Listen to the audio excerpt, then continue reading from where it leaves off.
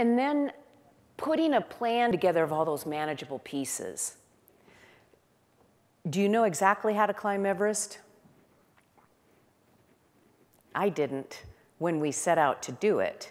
But what was cool is my husband and his partners who'd already climbed it put together this really good plan in writing that had every step mapped out. Here's the plan that we had. Climb on up to base camp, which we talked about, then climb to Camp 1 and stay the night at 19,000 feet. Now climb to Camp 2 at 21,000 feet, spend a couple of nights, come all the way back down, rest and recover for days, maybe a week. Do it again. Climb through those camps.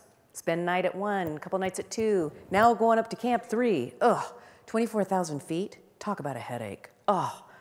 But anyway, spend just 1 night up there, come all the way back down, rest and recover for days or a week. Do it again. Climb through those camps, night after night after night, climb to Camp 4, go on up to the summit, and then come all the way back down. What you're doing is climbing up and down Everest for nearly 2 months, April and May. But what it does is just allows us to slowly acclimatize our body. We got to build those red blood cells. Can't do it overnight. And when we have the red blood cells, then what we can do is stand up there for a few minutes without passing out. In my business life, the question always was, how are we going to blow away 300 million? Just go out and start working on it?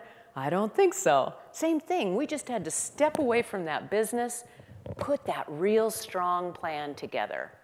And then what you do, top professionals in a business like this, in a position like this, really reminds me of what guides do in the mountains.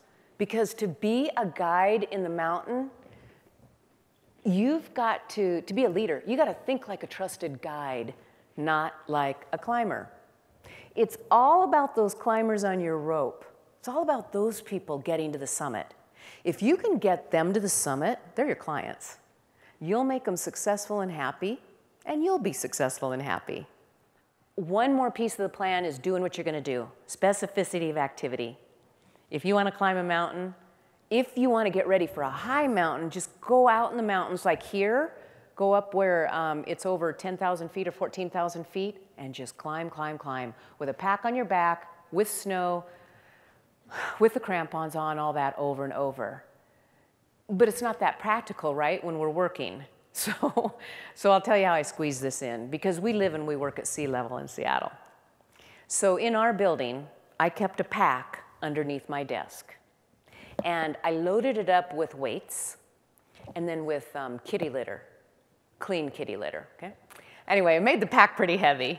And at lunchtime, I would just go into the bathroom, put my workout clothes on, put that pack on my back, go into the stairwell, climb 6 or 7 times as fast as I could up those steps and down. And then I was able to go back into the office, and I could do that in less than 50 minutes. Didn't look too good, but hey, you could do that in less than 50 minutes. So squeezing it in because it was, of course, that priority.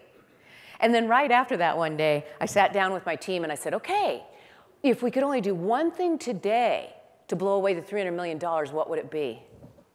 Well, one of my partners said, well, you know, revenue comes from the client.